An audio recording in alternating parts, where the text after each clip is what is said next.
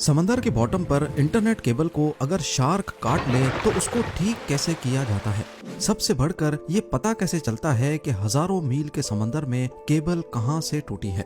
इस वीडियो से लेकर पूरा यूट्यूब, टिकटॉक, इंस्टाग्राम और यहाँ तक के पूरा ग्लोबल टेक सिस्टम ही आजकल इंटरनेट के जरिए एक दूसरे से जुड़ा हुआ है और पूरे इंटरनेट का 99% ट्रैफिक समंदर के बॉटम पे मौजूद छुपी हुई केबल्स के सहारे गुजरता है। एक ऐसा ट्रैफिक का हाईवे जिसे हम रोजाना इस्तेमाल तो करते हैं लेकिन देख नहीं सकते। ज़ेम टीवी की वीडियोस में एक बार फिर से खुशामदीद। नाजरीन, अंडर सी केबल्स का नेटवर्क इतना बड़ा है कि वो तमाम कॉन्टिनेंट्स को आपस में जोड़े हुए है। ये केबल्स ज्यादा से ज्यादा 8000 मीटर की गहराई में बिछाई गई हैं, जहां प्रेशर 5300 kg पर स्क्वायर इंच जितना होता है। ये ऐसा ही है जैसे इंसानी पाँव की सबसे छोटी उंगली पर एक अफ्रीकन हाथी जितना वजन डाल दिया जाए। इतने ज्यादा प्रेशर में अंडर सी केबल्स का सबसे छोटा हिस्सा अजरबैजान से तुर्कमानिस्तान के बीच ब्लैक सी के नीचे से गुजर रहा है, जिसकी लंबाई करीब 300 किलोमीटर है और सबसे बड़ा हिस्सा 6600 किलोमीटर लंबा है, जिसको मरिया केबल का नाम दिया गया है। ये अमेरिका में वर्जीनिया बीच से शुरू होकर अटलांटिक ओशन की अंधेरी गहराइयों से होकर स्पेन के बिलबाओ पर आकर खत्म होती है। बात की जाए दुनिया के तमाम समंदरों में बिछाई जाने वाली केबल्स की, तो कुल मिलाकर इन सब की लंबाई 14 लाख किलोमीटर से भी ज्यादा है। इतनी ज्यादा कि अगर इन केबल्स को हमारे सोलर सिस्टम के तमाम प्लैनेट्स और उनके मून्स के गिर्द लपेटा जाए तो फिर भी इतनी केबल बच जाएगी कि वो अर्थ का दोबारा से एक गोल चक्कर लगा सके। अब जाहिर है इतनी लंबी केबल्स, वो भी समंदर में 8000 मीटर की गहराई में बिछाना कोई हल्का काम तो नहीं है। सिर्फ 1 किलोमीटर सबमरीन केबल को बिछाने में ज्यादा से ज्यादा 25 लाख US का खर्चा आता है। तो अब आप खुद अंदाजा लगा लें कि 14 लाख किलोमीटर केबल बिछाने में कितना खर्चा आया होगा। पर आखिर इतना सब कुछ करने की जरूरत ही क्या थी, जब आज के दौर में यही काम सैटेलाइट्स की मदद लेकर पूरी दुनिया को वायरलेसली आपस में कनेक्ट रखा जा सकता है। असल में देखा जाए तो पूरी दुनिया में 493 सबमरीन केबल्स मौजूद हैं। हर एक केबल 4000 टेराबिट्स का डाटा झेल सकती है, वो भी सिर्फ 1 सेकंड में। इसको यूं समझ लें कि सिर्फ एक केबल पर 8 करोड़ लोग 4K मूवी एक साथ स्ट्रीम कर सकते हैं और ऐसी 493 केबल्स हैं। इसके बरक्स यही काम अगर सैटेलाइट करेगी तो एक सैटेलाइट पर वही 4K मूवी सिर्फ 24,000 लोग एक साथ देख पाएंगे।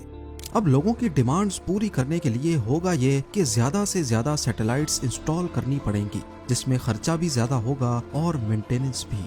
सबमरीन केबल के मुकाबले में सैटेलाइट की मेंटेनेंस ज्यादा कॉस्टली भी है और मुश्किल भी, और अगर किसी वजह से सैटेलाइट में मेजर फॉल्ट आ जाए तो उसको रिप्लेस करने में 40 करोड़ US का खर्चा बर्दाश्त करना होगा। यही वजह है कि लाखों किलोमीटर्स की केबल समंदर के नीचे बिछाना सैटेलाइट या वायरलेस कनेक्टिविटी से ज्यादा आसान है। इस अंडर सी हाईवे में हर वक्त करोड़ों गीगाबाइट्स का डाटा ट्रेवल कर रहा है। इसका मतलब है कि ये हाईवे भी काफी चौड़ा होगा, यानी ये केबल्स एक आम घरेलू फाइबर ऑप्टिक केबल से ज्यादा मोटी होगी। पर ऐसा नहीं है। देखने में ये येलो और ब्लैक केबल एक होज पाइप जितनी मोटी है, लेकिन असल में इसके बीच से गुजरने वाली फाइबर ऑप्टिक केबल बाल जितनी पतली है। तो अब सवाल उठता है कि इतनी पतली तार के बीच से इतना ज्यादा डाटा कैसे भेजा जाता है। इस बाल जितनी वायर को फाइबर ऑप्टिक का कोर कहा जाता है, जो कि गिलास या फिर प्लास्टिक से बना होता है। इसके बीच से लाइट गुजरती है जो डाटा को छोटे छोटे पैकेट्स में लेकर ट्रेवल करती है। सबसे पहले कंप्यूटर में मौजूद डाटा को इलेक्ट्रिकल सिग्नल से लाइट सिग्नल में एक ट्रांसमीटर की मदद से कन्वर्ट किया जाता है। ट्रांसमीटर ये काम लेजर लाइट या फिर LED के जरिए करता है। ये लाइट सिग्नल पल्स की सूरत में ट्रांसमिट या भेजा जाता है, जिसके सिर्फ 2 ही पार्ट्स होते हैं, वंस और जीरोस। लाइट पल्स 1 को जाहिर करता है और जब कोई पल्स नहीं होता तो वो 0 को जाहिर करता है। इन पल्सेस को एक जगह से दूसरी जगह लेकर जाना कोर का काम होता है, जिसके बीच लाइट ट्रेवल करती है। इस कोर के बाहर एक लेयर होती है जिसको क्लैडिंग कहते हैं, और ये लेयर लाइट को कोर से बाहर निकलने से रोकती है। अगर लाइट कोर से बाहर निकलने की कोशिश भी करेगी तो क्लैडिंग उसको वापस कोर के अंदर ही बाउंस बैक करवाता है।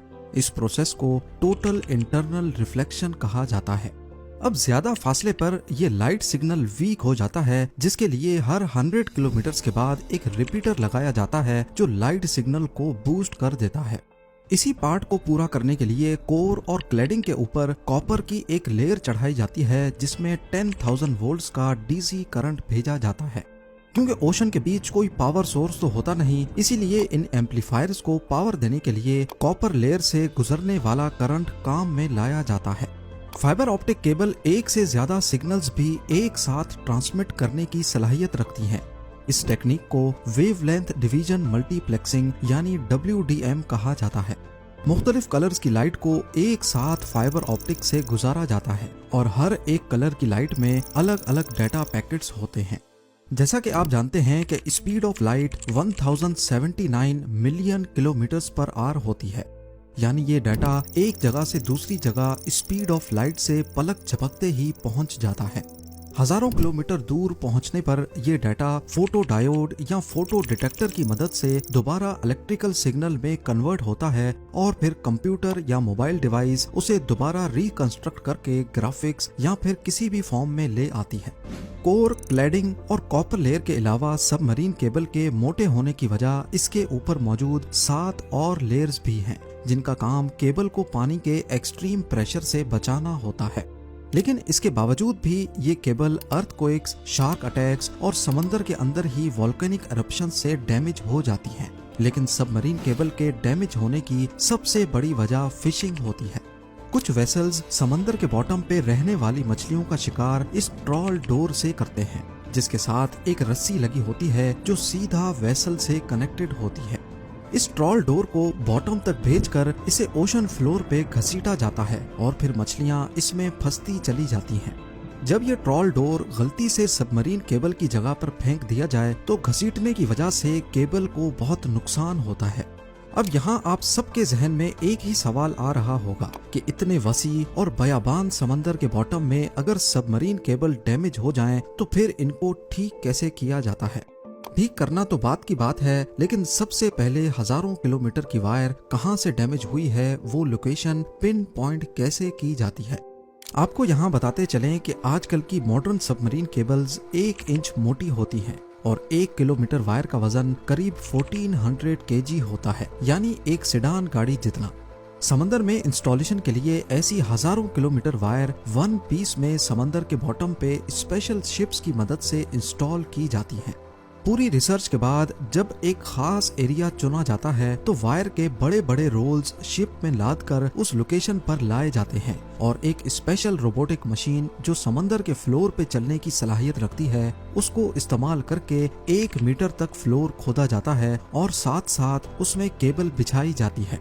ये काफी आहिस्ता चलने वाला काम होता है जिसे बड़ी एहतियात से करना बहुत जरूरी है।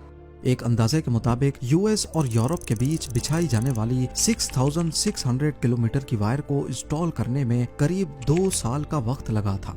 जब एक वेसल में रखी वायर खत्म हो जाए तो केबल से भरी दूसरी वेसल मंगाई जाती है और पहली वायर का कोना नई वायर के साथ कनेक्ट करके बिछाने का काम आगे बढ़ाया जाता है। इस पूरे काम में सबसे बड़ी रुकावट मौसम पैदा करता है। अटलांटिक ओशन में साल के 365 दिन तेज हवाओं का सिलसिला मौजूद होता है और ये हवाएं कब समंदरी तूफान की शक्ल इख्तियार कर लें इनको कोई भी नहीं रोक सकता। इसके अलावा अटलांटिक ओशन में अक्सर औकात कैटेगरी 1 का हरिकेन मौजूद होता है। इस वक्त भी जब मैं वीडियो के लिए रिसर्च कर रहा हूँ तो अटलांटिक ओशन में कैटेगरी 1 का हरिकेन मौजूद है जो फोरकास्ट के हिसाब से 23 अगस्त को आयरलैंड के साहिल पे पहुंचेगा। हरिकेन्स या तेज तूफान की वजह से कई दिन तक इंस्टॉलेशन का काम वहीं पॉज कर दिया जाता है जब तक मौसम क्लियर ना हो। अब जब इंस्टॉलेशन का काम ही इतना मुश्किल है तो सोचें रिपेयर का काम कितना मुश्किल होगा। सबमरीन केबल के दोनों एंड पॉइंट्स पर डाटा सेंटर्स होते हैं जो केबल की एक्टिविटी को 24/7 मॉनिटर करते हैं। जैसे ही दोनों का कनेक्शन टूट जाता है तो इसका एक ही मतलब है कि समंदर के बीच केबल टूट गई है। हजारों किलोमीटर की वायर एग्जैक्टली कहां से डैमेज हुई है ये पता लगाने के लिए एक खास डिवाइस यूज होती है जिसे ऑप्टिकल टाइम डोमेन रिफ्लेक्टोमीटर कहा जाता है।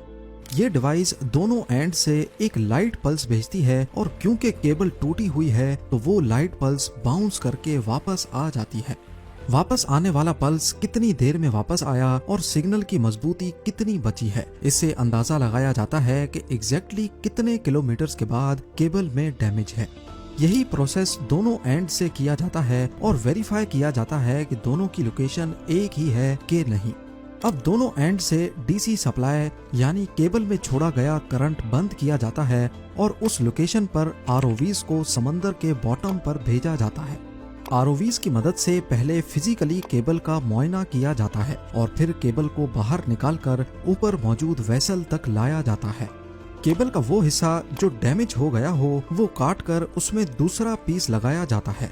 फाइबर ऑप्टिक का कोर क्योंकि ग्लास का बना होता है, इसीलिए ये काम काफी एहतियात से करना होता है ताकि एक ग्लास दूसरे के साथ वैसे ही जुड़ जाए जैसे वन पीस में था। इस प्रोसेस को स्प्लाइसिंग कहा जाता है। अगर केबल कम पड़ रही हो या समंदर का बॉटम काफी ज्यादा नीचे हो तो पहले एक हिस्से को ऊपर उठाया जाता है, उसमें दूसरी एक्स्ट्रा वायर जोड़कर दोबारा नीचे बिछा दिया जाता है। फिर यही प्रोसेस टूटी हुई वायर के दूसरे एंड पे भी किया जाता है। सबमरीन फाइबर ऑप्टिक केबल के फायदे, ये काम कैसे करती है, इंस्टॉलेशन और रिपेयर के बारे में शायद आपके कई सवालों का जवाब मिल चुका होगा। उम्मीद है जेम टीवी की ये वीडियो भी आप लोग भरपूर लाइक और शेयर करेंगे। आप लोगों के प्यार भरे कमेंट्स का बेहद शुक्रिया। मिलते हैं अगली शानदार वीडियो में।